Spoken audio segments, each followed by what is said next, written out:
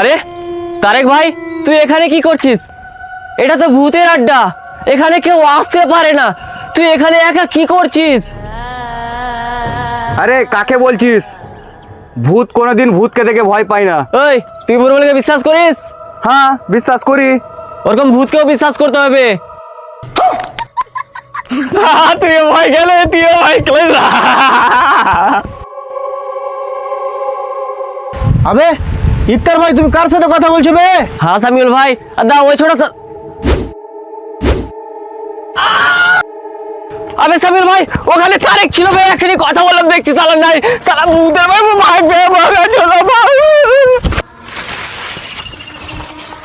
হ্যাঁ, তোরা এবার কি বলছিলি বল। হ্যাঁ